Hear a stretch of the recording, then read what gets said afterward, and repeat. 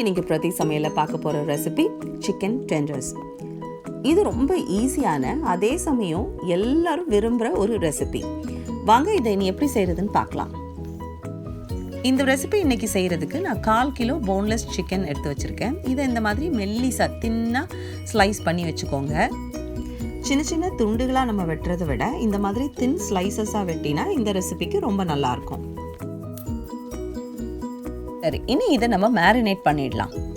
அதுக்கு நான் 1 டீஸ்பூன் மிளகு பொடி,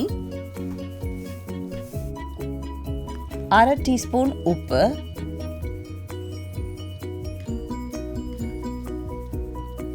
1 டீஸ்பூன் இஞ்சி பூண்டு விழுது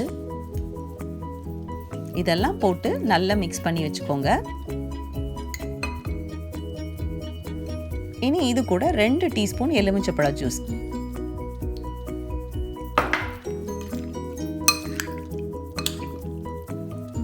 இது எல்லாத்தையும் நல்லா மிக்ஸ் பண்ணி நம்ம ஒரு 1 மணி நேரம் நல்லா ஊற வைக்க போகிறோம்.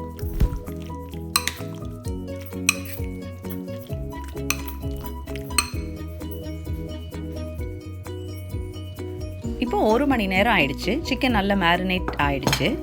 இனி இந்த சிக்கனுக்கு வெளியில் உள்ள அந்த கோட் எப்படி செய்கிறதுன்னு பார்க்கலாம் வாங்க. இதுக்கு நான் 1 முட்டை எடுத்திருக்கேன். 1 முட்டையை நல்லா பீட் பண்ணிக்கோங்க. கூட 1 டேபிள் ஸ்பூன் தண்ணி அதையும் ஆட் பண்ணிவிட்டு நல்ல மறுபடியும் நல்லா பீட் பண்ணி தனியாக எடுத்து வச்சுக்கலாம்.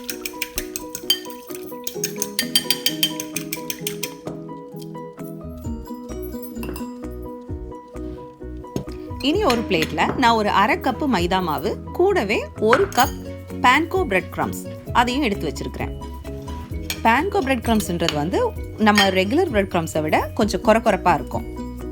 அது உங்ககிட்ட இல்லைன்னா பரவாயில்ல, நம்ம ரெகுலர் பிரெட் கிரம்ஸே போட்டுக்கோங்க. அதுவும் இல்லைன்னா நீங்கள் நம்ம வீட்டில் பழைய பிரெட்டையே மிக்சியில் போட்டு பொடி பண்ணி அதை கூட நீங்கள் யூஸ் பண்ணிக்கலாம். இனி நம்ம ஒரு பீஸையும் எடுத்து இந்த மாதிரி முட்டையில் முக்கிட்டு முதல்ல இந்த மைதா மாவில் 2 சைடும் படுற மாதிரி, அந்த நல்ல 2 சைடு கோட் ஆகிற மாதிரி நல்லா புரட்டி 2 பக்கமும் போட்டுக்கோங்க. இன்னும் 2 பீஸ் கூட இந்த மாதிரி நம்ம மாவில் முக்கி வச்சுக்கலாம்.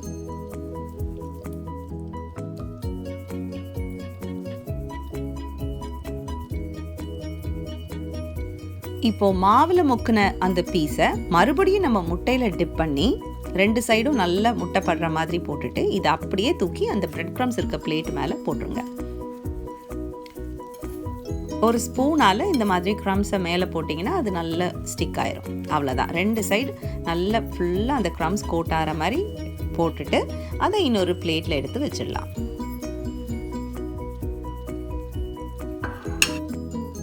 இது மாதிரி நம்ம முதல்ல எல்லா பீசஸையும் முட்டையில் முக்கிட்டு மாவில் போட்டதுக்கப்புறம் திருப்பி மறுபடியும் முட்டையில் போட்டுட்டு திருப்பி க்ரம் கோட் பண்ண போகிறோம்.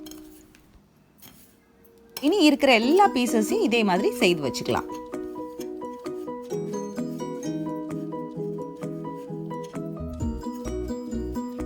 எல்லா ஸ்லைசஸ்க்கும் நம்ம அழகாக பிரெட்டை கோட் பண்ணிட்டோம். இனி இதை டைரெக்டாக பொரிச்சிட வேண்டியதுதான்.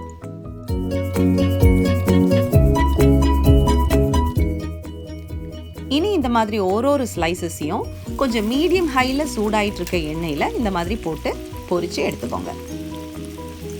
ரொம்பலாம் ஒன்றும் நேரம் ஆகாது, ஏன்னா நம்ம தின் ஸ்லைசஸாக தான் போட்டிருக்கோம். ரொம்ப நேரம் ஆகாது. ஆனால் ஃப்ளேமை ரொம்ப ஹையில் வச்சிடாதீங்க, டக்குன்னு கருப்பாக ஆகிடும்.